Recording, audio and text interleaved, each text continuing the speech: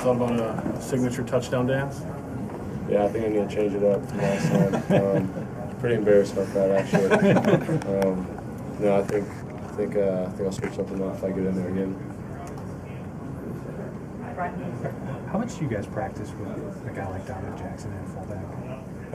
No, it's just a goal line thing. I mean, he's crazy. So, so we put him back there, and he's crazy enough to run into a hole and probably hit the hardest hitter on their defense. How do you think he did in the first time? Well, obviously the other guy got pretty scared and tried to go underneath him. So I hope he gets the opportunity to hit somebody. I know he's hungry for it.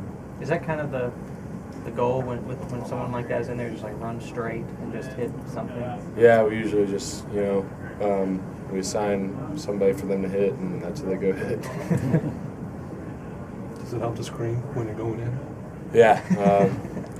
I mess around a lot in practice, and I'll scream when I do it. I don't do it in the game, though, but just to get a little kamikaze screen out there.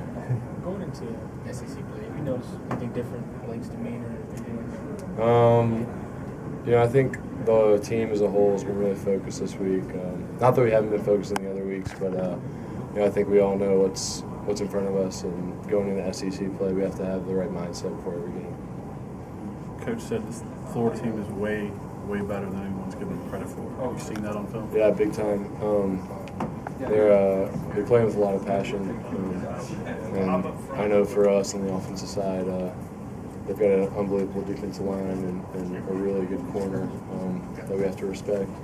And even if it's cutting people off on the backside, we have to be on our P's and Q's with that. I think they're a lot better than people think they are. Growing up in Georgia, what were your memories of Florida? Well, actually, I spent most of my life in Florida. Both my parents graduated from Florida, and my sister went to Florida. So for me, it was a big game when we went down to the Swamp a couple of years ago. A great experience for my dad. So just growing up a Gator fan, it's always a fun game to play in. Who were they cheering for this week?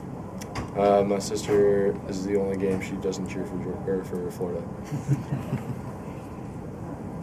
How would you describe Amari Cooper's approach to the game? He's a guy that he wants to know what everybody on the field is doing so he can do his job better. And obviously, like I've said before, we run a lot of no-huddle stuff, so sometimes, he might be put in a spot that he doesn't run in practice as much, but just because the personnel we're in, he has to be in that spot. So just him knowing where everybody's supposed to be, his attention to detail is unmatched on the team. Is Landon a guy on the defensive side that you need to be aware of where he is on the field at all times? Yeah, I think so. Him and obviously a guy like Trey. I've gotten caught by Trey off guard a couple of times. It's never good. And also you have to know where Landon's at because he's so fast and he's got so much range that you might think you're safe on a throw, and he's there in a second.